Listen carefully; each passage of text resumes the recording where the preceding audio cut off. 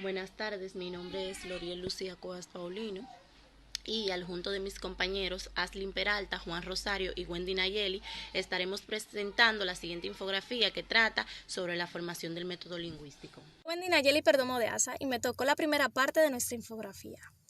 Tenemos por aquí los precursores. El concepto del parentesco de la lengua puso la lingüística en la vía racional. Seguidamente tenemos por aquí el método lingüístico, que se remota a la aparición del sánscrito a los sabios occidentales. La similitud del sánscrito con las otras lenguas europeas fueron notadas en 1767 por Cordeus. Esta similitud se presenta en las distintas analogías existentes entre la lengua sánscrita, el latín y el griego. No obstante, esto no se dio a conocer hasta 40 años más tarde. Tenemos por aquí los griegos. Los griegos desatendieron completamente el idioma de los bárbaros y decidieron poner atención a su propia lengua. El mérito esencial de Aristóteles. Aristóteles quería ser el primero en intentar un análisis preciso de la estructura lingüística. Tenemos por aquí a Jacob Grimm.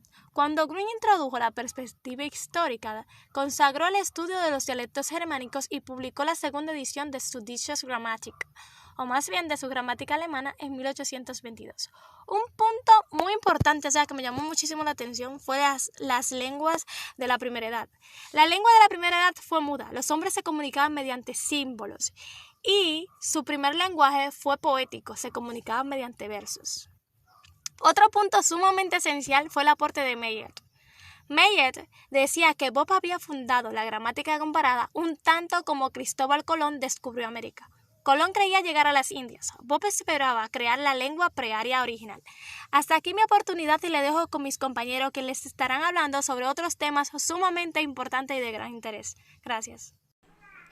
A mí me tocó hablar sobre Schleicher, que era un lingüista alemán que aplicó las teorías darwinianas a la lingüística indoeuropea y fue un apasionado por la ciencia, la botánica y las plantas, y nos dice que en la segunda edición comparatista se desarrolló en la ciencia lingüística.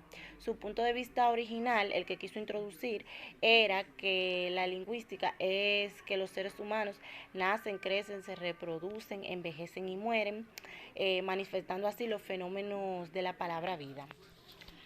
Pasando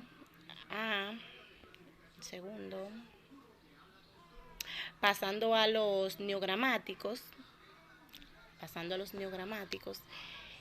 los neogramáticos son un conjunto de lingüistas del siglo XIX, o fueron un conjunto de lingüistas del siglo XIX, que constituyeron una escuela de pensamiento lingüístico que procuró introducir o dar en la lingüística, la lingüística histórica los principios positivistas, la ciencia y la filosofía del momento, esperando renovar la gramática comparada.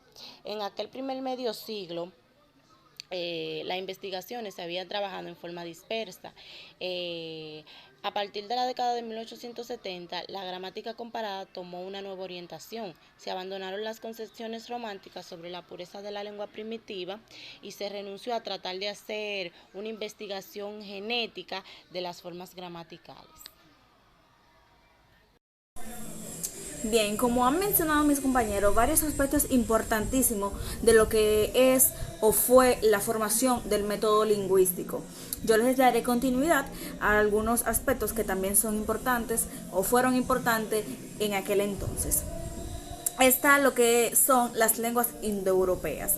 Estas lenguas son aparentemente por excelencia lenguas flexibles, pero no obstante a eso, aún en las lenguas antiguas que mejores han conservado su flexión, ofrecen diferentes vestigios de un aspecto completamente diferente a las otras lenguas. ¿Qué quiere decir esto? Que en aquel entonces existían diversos tipos de lenguas, pero las lenguas indoeuropeas eran un poco más flexibles y contenían su flexión, aún presentando cambios como de lugares, de sitios, regiones. Según las regiones tenían un cambio diferente, pero las que pertenecían a esta clasificación continuaban siendo iguales. Bien, continuando con la clasificación de las lenguas del mundo, la repartición de estas lenguas se dividió en 3 grandes grupos, que fueron las aislantes, las aglutinantes y las flexibles. Pertenecientes al chino, sus palabras están justapuestas y las relaciones gramaticales que estas expresan son por el lugar de la palabra. Los gramáticos chinos la llamaban palabras vacías por la oposición a las palabras llenas. Y para finalizar con mi participación tenemos los filósofos y las teorías del conocimiento. El problema principal que se le presentó a estos filósofos que estaban interesados en elaborar una teoría del conocimiento consistía en definir la relación entre la noción y la palabra designada. Muchas veces, en muchas ocasiones, estos filósofos tenían la duda de que si estaba correcto hacer eso, pero para eso surgió esta teoría, para ellos ir mejorando y darle más carácter a aquellos que ellos querían implementar al mundo.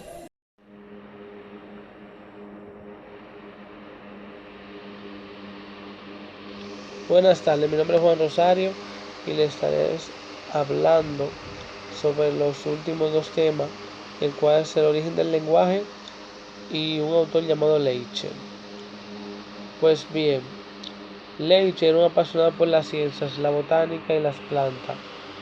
En la segunda edición comparatista se desarrolló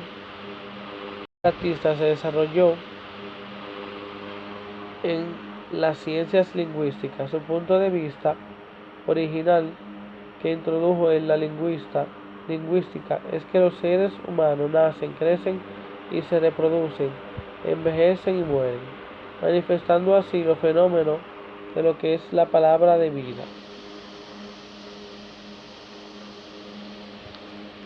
Bien, el nombre de Leibniz también está ligado íntimamente a 2 empresas que en el siglo pasado gozaron de singular popularidad y cuyas conclusiones aún hoy son aceptadas en la gran medida por el público cultivado. Se trataba por una parte de determinar las relaciones que unen las diferentes lenguas de la familia indoeuropea y por otra de formular un método de clasificación de las lenguas del mundo.